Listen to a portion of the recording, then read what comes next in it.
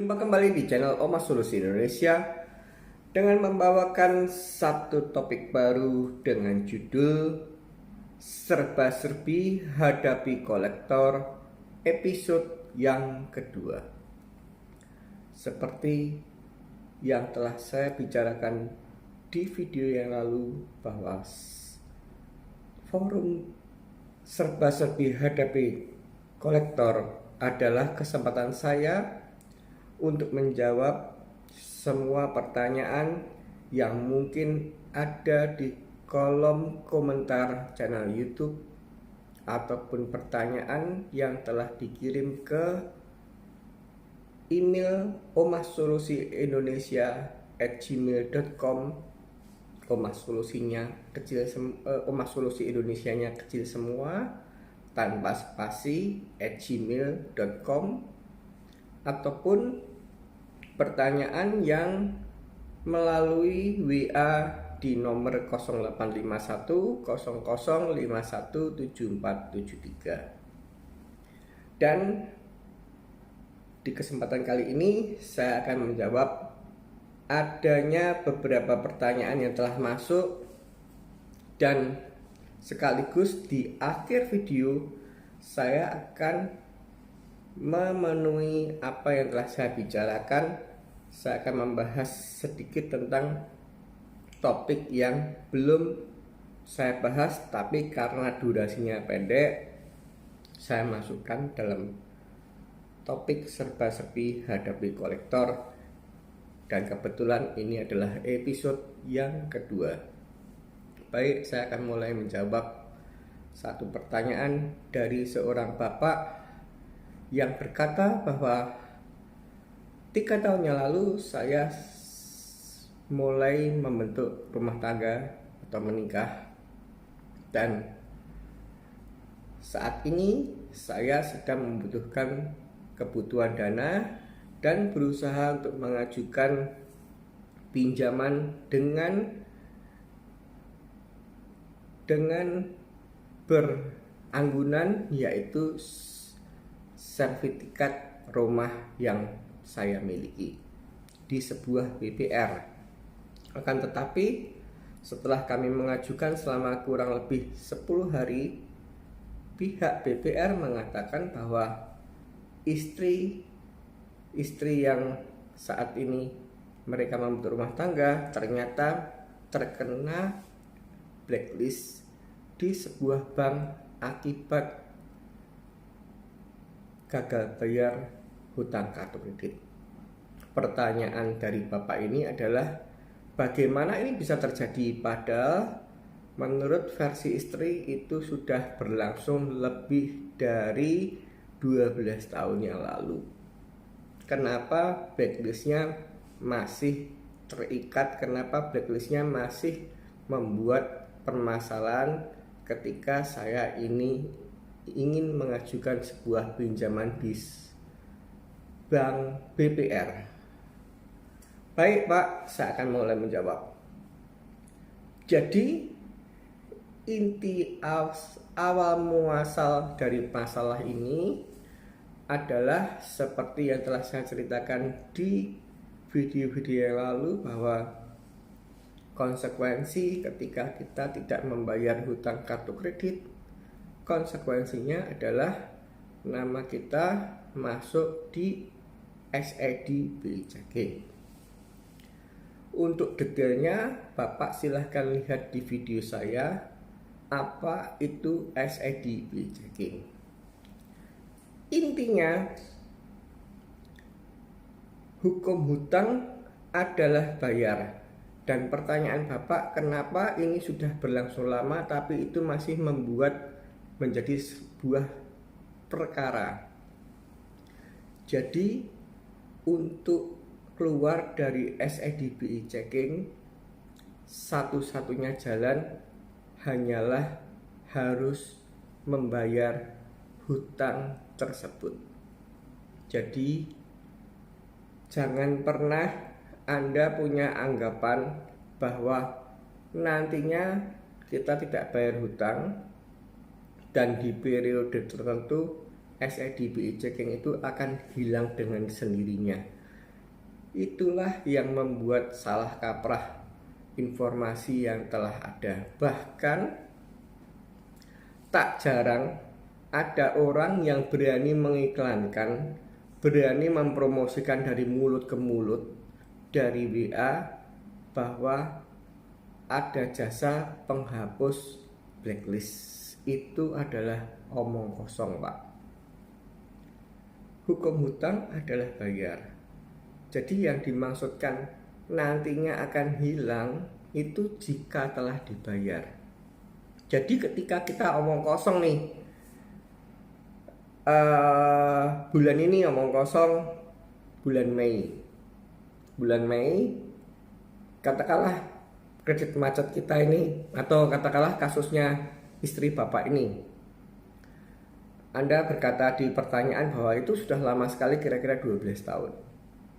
Nah, ini saya ceritakan maksudnya SEDBI checking itu akan mentasfik SEDBI checking itu omong kosong.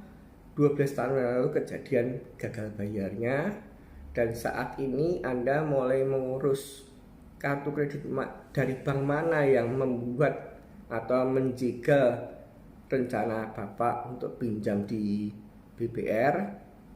Omong kosong kartu kredit bank ATBK. Ya artinya mau tidak mau, suka tidak suka, seperti yang saya katakan di video saya lalu, sedia payunglah sebelum hujan, jangan bermain koboi-koboyan. Ini intinya kan saat ini Bapak yang butuh. Jadi hubungilah bank penerbit kartu, bank ATBK, cukup sebutkan nama istri Anda, cukup sebutkan tanggal lahir istri Anda, dan cukup sebutkan nama ibu kandung istri Anda. Itu nanti bank sudah bisa mencari data nomor kartu yang Anda maksudkan. Karena saya yakin kalau itu terjadi 12 tahun yang lalu, berarti mungkin istri Anda itu sudah lupa nomornya berapa, bahkan tidak tahu menau. Dan andaikan sampai omong kosong dia bingung, dia tuh istri Anda bingung dari bank mana ini gitu ya, itu Anda tidak perlu bingung. Anda ada dua opsi. Opsi pertama, tanyalah kepada BBR yang saat ini sedang Anda ajuin kredit untuk gadekan sertifikat Anda. Pak, saya minta info dari bank mana yang membuat istri saya terjerat atau kena blacklist di SEDBI checking atau di sekarang ini SLIK, Pak. Nanti BBR ini pasti akan ngasih info, oh dari bank PT ATBK, atau mungkin oh dari bank PT CTBK dan lain sebagainya. Moga-moga satu saja, Pak, moga-moga. Tapi kalau itu ternyata lebih dari satu kartu kredit, ya artinya ya cukup berat bagi Anda. Kalau sampai omong kosong bank BPR yang Anda ingin ajuin kartu kredit ini tidak mau membantu informasi itu, Anda tidak perlu khawatir. Silahkan Anda datang ke OJK di kantor di kota Anda terdekat, bukan kantor ya. Maksudnya datanglah ke kantor OJK di kota Anda terdekat. Biasanya harus membawa KTP asli. Kemudian Anda harus memfotokopi KTP asli itu. Saran saya sih 2 atau 3. Saya tidak tahu nanti OJK mintanya berapa. Dan juga untuk antisipasi, bawalah juga KK, Pak. KK asli ya dibawa, dan fotokopinya 2 atau 3. Tapi kalau yang pasti itu KTP. Kemudian Anda ke OJK, katakan pada petugas satpam bahwa saya ingin mencetak SLIK saya. SLIK itu singkatan dari Sistem Laporan Informasi Keuangan. Dan nanti dari saya itu Anda akan dilayani, itu bagaikan orang periksa darah. Jadi kalau kita misalkan berkeluh kesah saya kok sering pusing atau mungkin saya kok pegel itu kan, kalau kita ke dokter tanpa periksa darah kan kita kan hanya di istilah betek-betekan. Jadi kalau itu kan contohnya kan Anda kan kartu kredit macet yang apa tuh betek-betekan.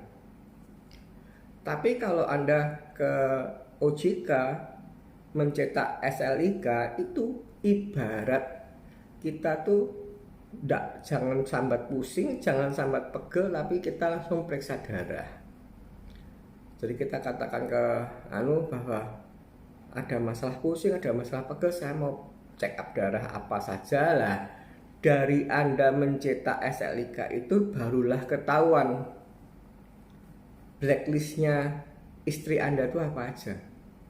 Ngomong kosong, oh ternyata harapan saya satu, tapi kalau sampai itu terjadi banyak ya terimalah kenyataan. Nanti akan keluar semua PTA, ada tunggakan sekian, PTC ada tunggakan sekian dan sebagainya, komplit keluar. Dan setelah keluar, ya tadi seperti saya ceritakan, walaupun itu terjadi 12 tahun yang lalu, tapi selama Anda belum membayar, belum menyelesaikan, tidak akan pernah itu hilang dari SED/BI checking yang dulu dipegang Bank Indonesia ataupun yang sekarang SLIK yang sekarang telah dipegang OJK. Dan setelah Anda tahu penyakitnya, setelah Anda tahu sumbernya bank mana yang melaporkan ke OJK atau ke Bank Indonesia, berusahalah Anda untuk datang ke kantor bank tersebut, tunjukkan salinan OJK karena Anda nanti kan dapat printinan. Sekarang saya ingin ada etikat menyelesaikan. Lah di situ terjadi negosiasi tentang nilainya berapa, tentang saat maksudnya tercantum di print out OJK, dan tentang dulu pakai berapa. Kalau masih ingat ya matur nuwun, kalau enggak ingat ya dipetek-petek saja, omong kosong nilai tunggakannya 5 juta ya silahkan Anda tawar semampu Anda tawar di bank penerbitnya bahwa ini saya ingin ada etikat baik, di OJK tulis 5 juta dan di sini saya hanya mampu 2 juta, gimana? Dan silahkan Anda lihat di video-video yang lalu, bisa Anda lihat dari makna bunga dan denda, ataupun lihat dari tata cara bernegosiasi, agar supaya Anda tahu triknya. Dan Anda bisa lihat juga di video saya deal tanpa black and white adalah omong kosong. Dari situ Anda akan tahu tata caranya untuk bernegosiasi. Dan setelah Anda omong kosong ditanggapi oleh bank penerbit yang tadinya tercetak di tunggaan itu omong kosong 5 juta, Anda tawar 2 juta, terus nanti bank mungkin merespon, lah ini sedia payung sebelum hujan. Biasanya bank sedikit banyak akan bersikukuh karena 12 tahun yang lalu, artinya kan istri Anda sudah berhasil menghindar, bahkan menghilang dari kolektor. Jadi ini bank ini kan kalau bahasa Jawanya dilepas kepalanya tapi dipegangi buntutnya, digundali buntutnya. Nah ini nanti bank sudah tahu bahwa maksudnya kan dia bisa betek ya.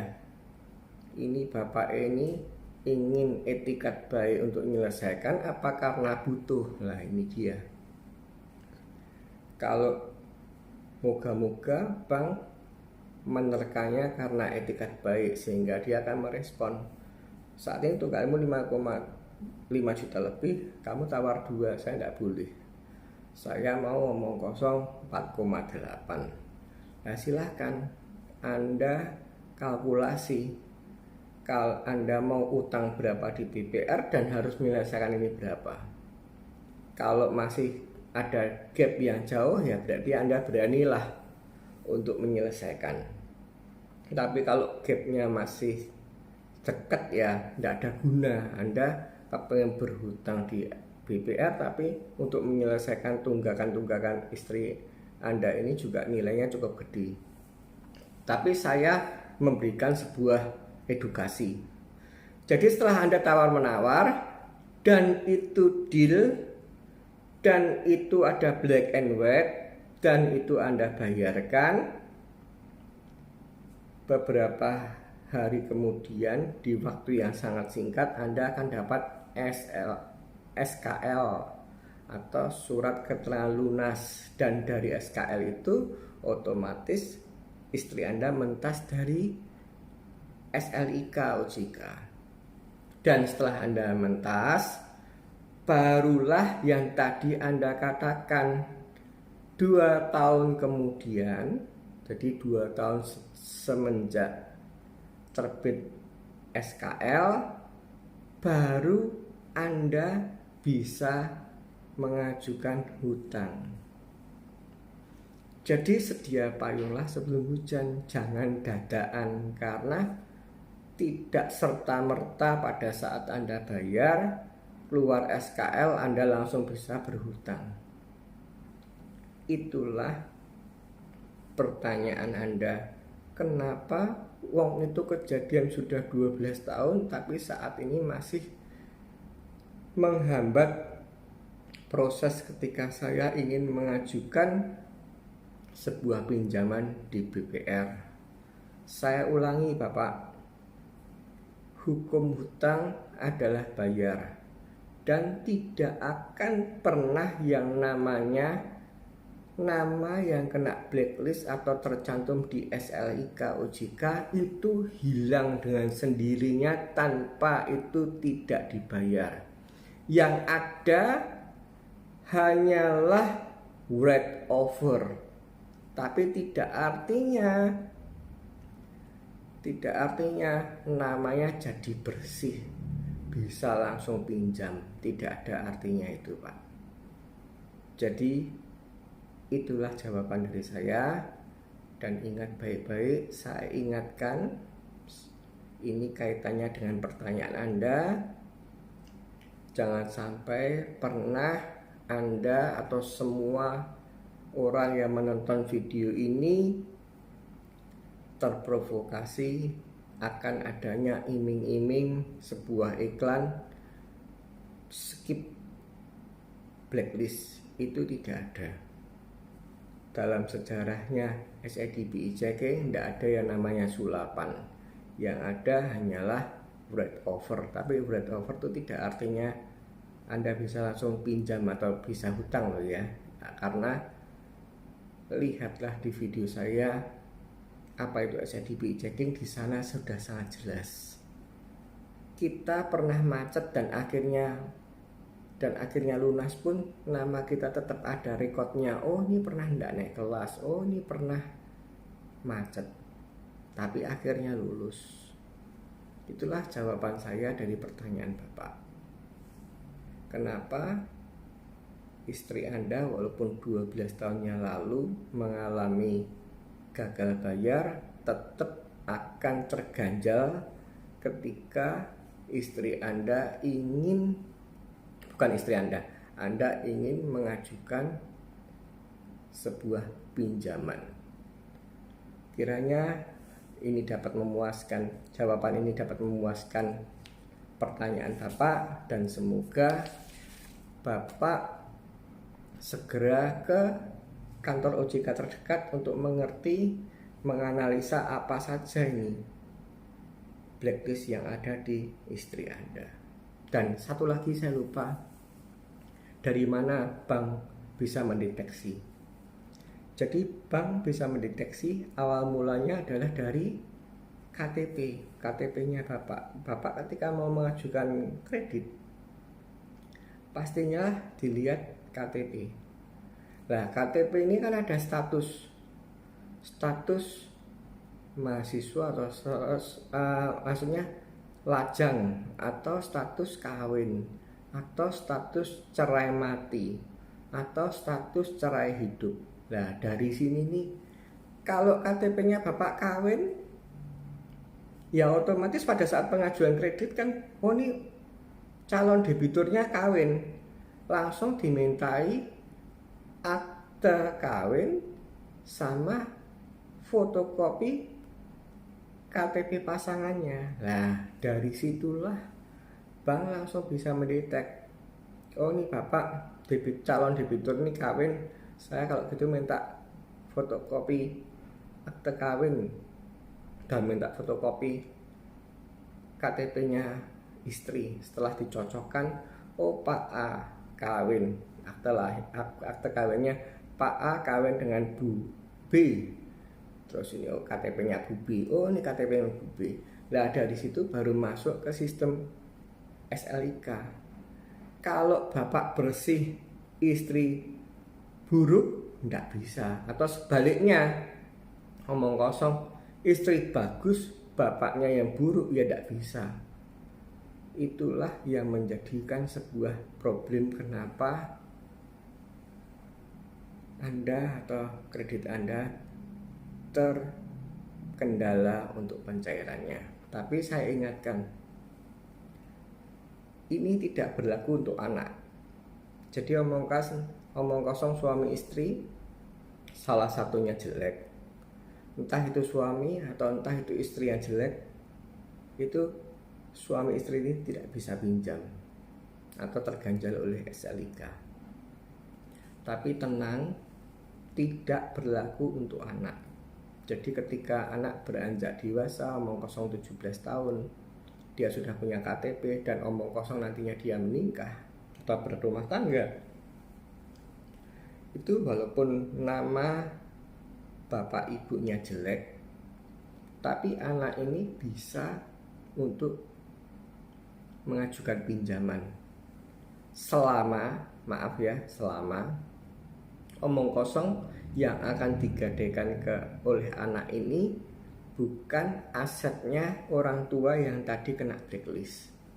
Jadi kan bisa ya terjadi omong kosong, anak ini kan belum ada apa-apa tapi ingin bekerja, tapi dia enggak punya modal. Lah ini kadang-kadang orang tua kan, ya wes ini sertifikatku tak pinjamkan. Lah jika atas nama sertifikat itu masih atas nama orang tuanya, itu enggak bisa.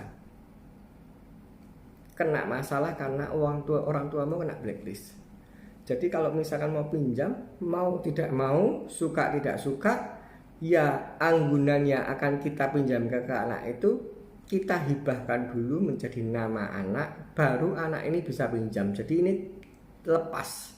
Intinya jika orang tua kena blacklist, anak ini aman dan tidak ada masalah untuk melakukan sebuah prosesi pinjam.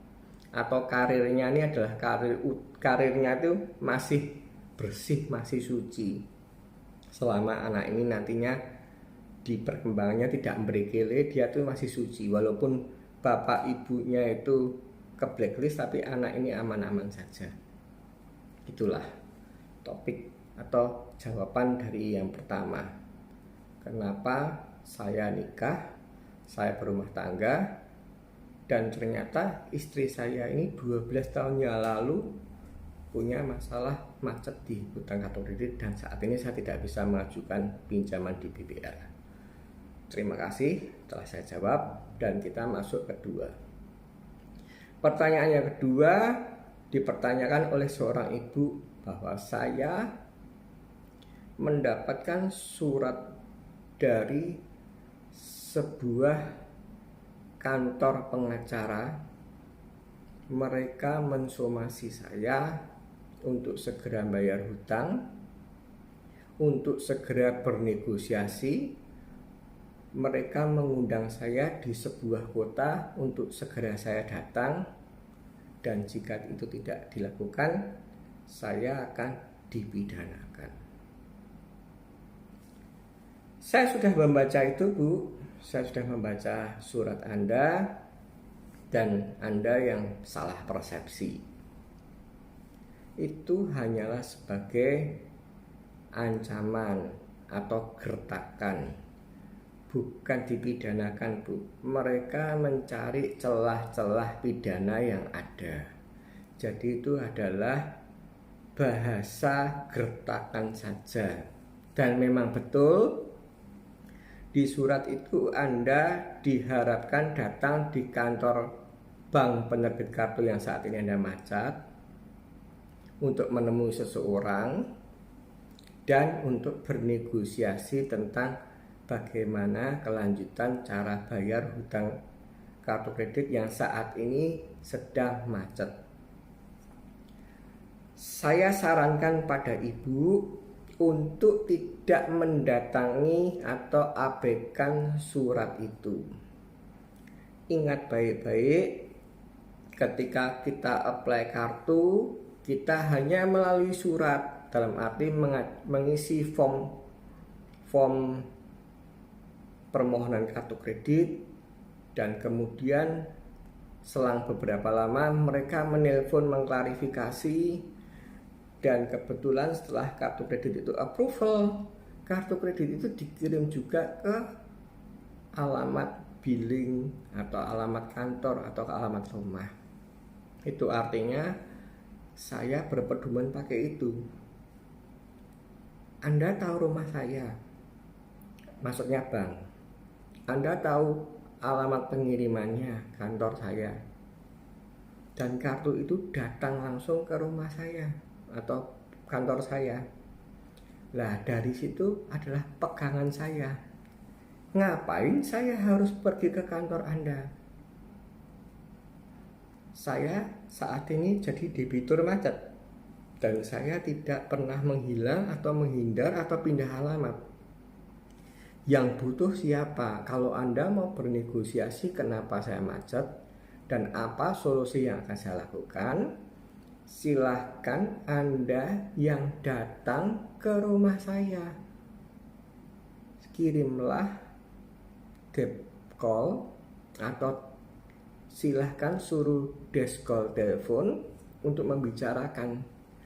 Tapi tentang undangan dari kantor pengacara itu yang mengatakan datanglah di tanggal ini, di kota ini, itu sama sekali tidak perlu ibu layani. Jadi abaikan itu. Di situ ada tulisan akan diproses pidana dan sebagainya, abaikan itu ibu. Itu tidak akan pernah bisa menjadi perkara, kecuali, saya katakan kecuali lagi ya bu ya, jika pada saat ibu apply kartu kredit ini, ibu ada unsur pemalsuan data KTP. Misalkan, kan banyak terjadi karena orang kena blacklist buat KTP palsu atau KTP bodong, namanya diplesetkan. Misalkan Arini atau Tanti ditambahi Tanti katakanlah Tanti Bismillah, atau mungkin Arini Gudang Garam, dalam arti maksudnya diplesetkan. Terus tanggal lahirnya biasa diplesetkan, harusnya misalkan 17 Maret ditulis misalkan 17 Juni dan sebagainya. Tahunnya juga diplesetkan, nama ibu kandung juga diganti. Jika ternyata pada saat apply ibu melakukan pemalsuan data, itu baru bisa ada potensi untuk ibu dicekal atau dijerat di sebuah pasal pidana, dan ibu bisa jadi dilaporkan polisi kalau itu terbukti, dan dari tim penerbit kartu kredit mendeteksi itu, barulah ibu bisa dicekal di sebuah pasal pidana.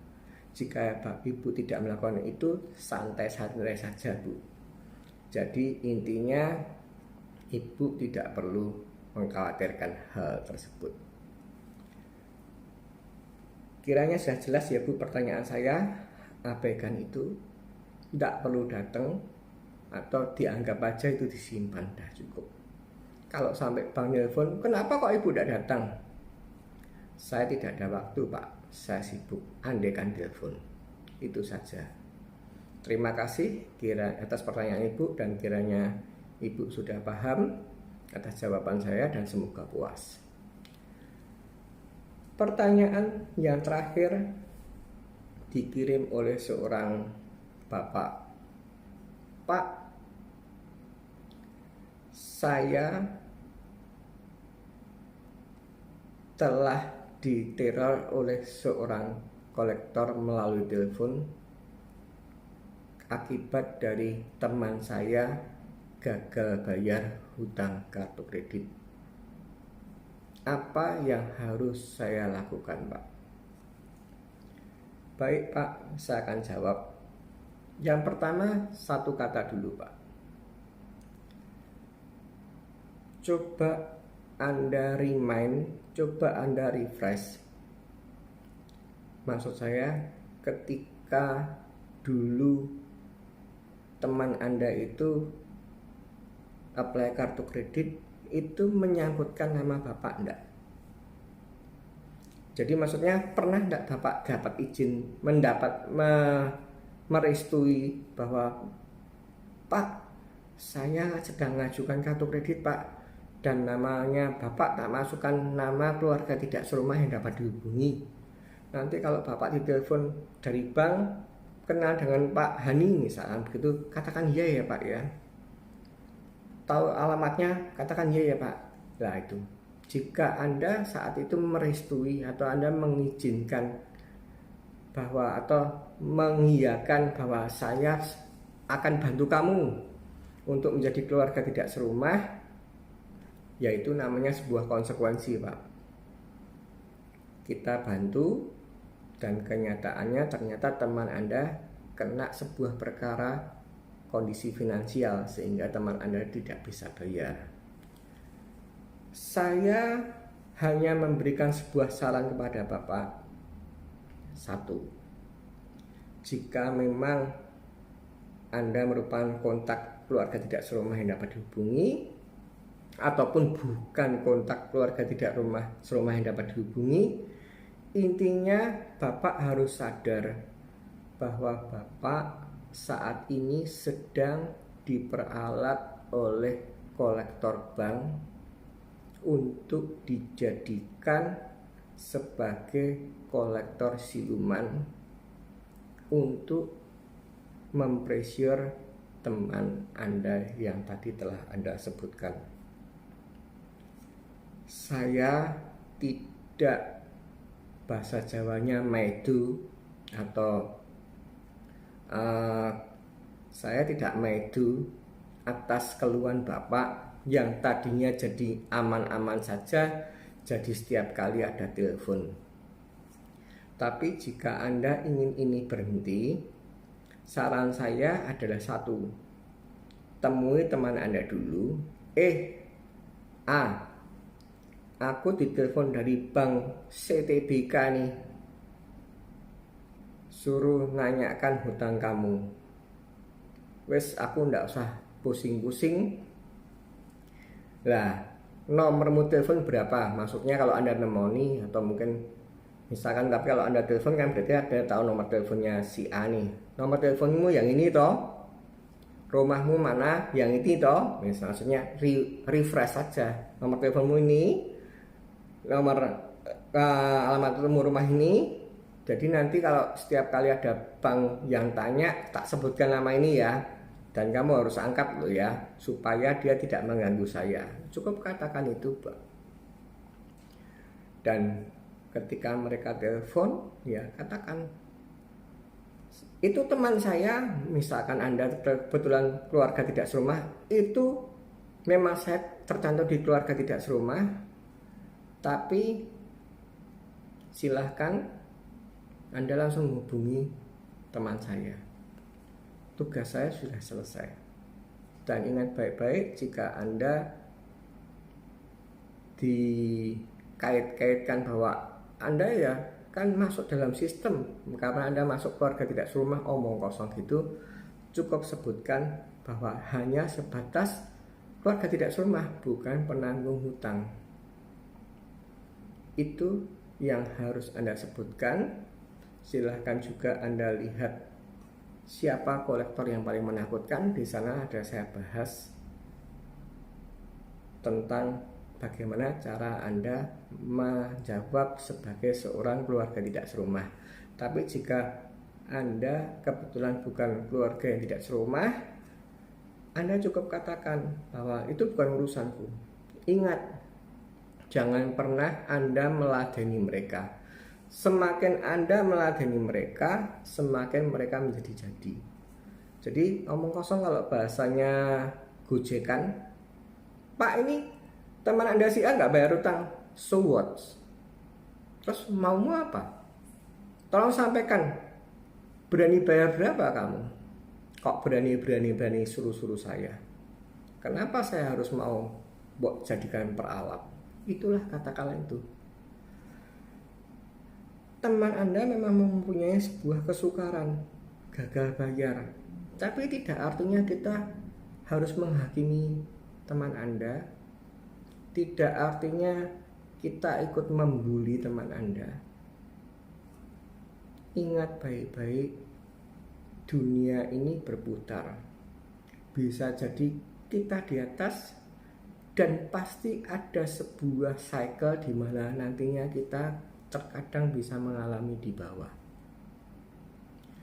Jadi saya berharap pada Anda, entah itu sebagai keluarga tidak serumah yang dapat dihubungi, entah itu bukan sebagai keluarga tidak serumah yang dapat dihubungi, ketika Anda ingin dijadikan kolektor siluman oleh kolektor bank, ketika Anda sedang diperalat mereka untuk memusuhi orang, memusuhi teman yang saat ini gagal bayar hutang kartu kredit, saran saya kepada Anda, saran saya kepada semua orang yang melihat di video ini untuk tidak menanggapi kolektor bank yang sedang berusaha menjadikan Anda sebagai kolektor siluman.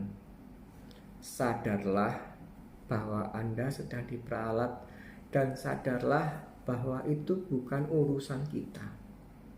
Jangan sampai kita menghakimi teman kita akibat dari mereka sedang gagal bayar hutang kartu kredit. Ingatlah selalu bahwa tidak akan ada orang yang ingin tidak bayar hutang jika mereka tidak sedang kondisi finansial yang buruk. Itulah Pak yang bisa saya jawab dari pertanyaan Bapak, dan semoga Bapak puas atas jawaban saya.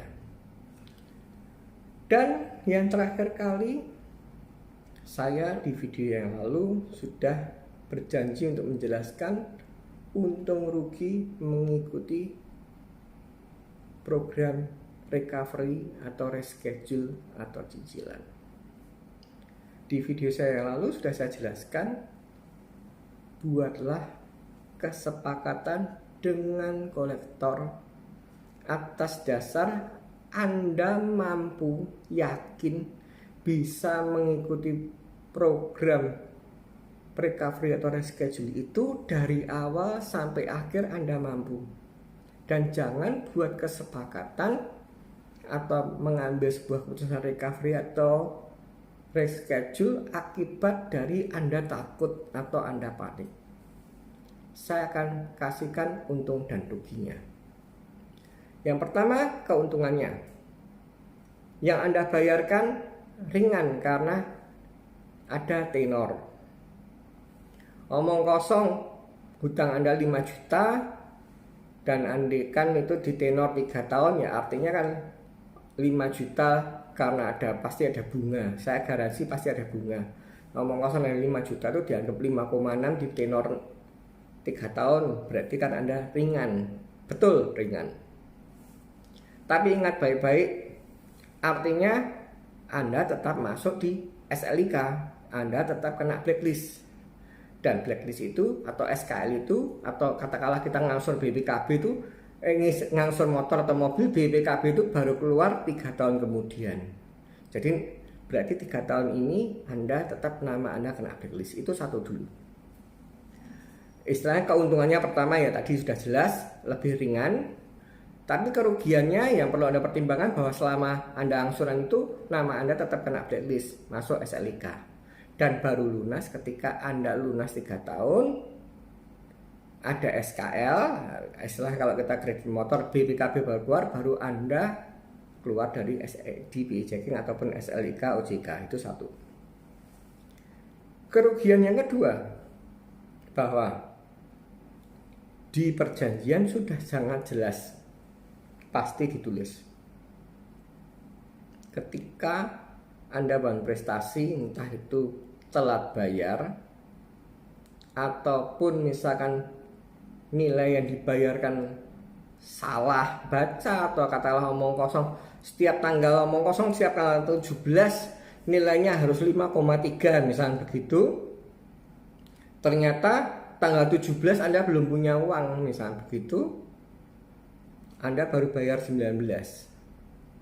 Itu biasanya dijadikan celah oleh bank karena harus pasti ada tulisannya, harus tulis tanggal bayar yang ini, toleransinya omong kosong berapa hari, dan delalah atau bahasa Jawanya delalah tuh kebetulan Anda saat ini baru punya omong kosong 4 juta, Anda titipkan 4 juta dulu pun, istilah sebagai sebuah etikat baik, itu biasa dijadikan celah untuk itu dibatalkan. Artinya omong kosong cicilan Anda itu adalah 12 kali, atau omong kosong cicilan Anda itu 24 kali.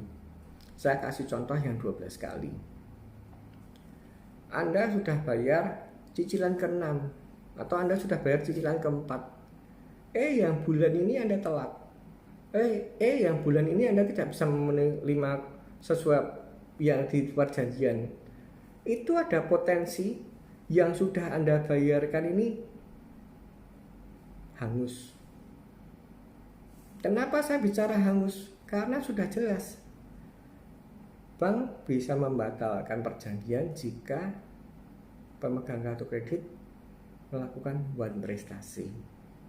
Jadi itu kerugian yang terbesar ketika Anda mengikuti sebuah program recovery atau sebuah program reschedule jika Anda ada telat bayar atau bayarnya tidak full. Itu ada potensi bank membatalkan perjanjian tersebut dan mengikut lagi, jadi nilai hutang Anda dianggap utuh, yang sudah Anda cicil hangus, hilang, sirna. Dan saya harapkan yang terbagus adalah program 1 kali bayar dan itu selesai.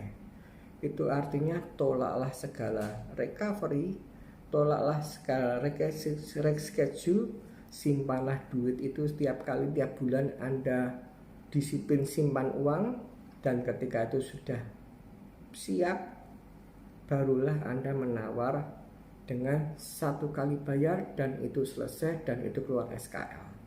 Itulah cara yang terbaik yang saya anjurkan. Itulah topik yang kita bahas kali ini di serba-serbi hadapi kolektor episode yang kedua.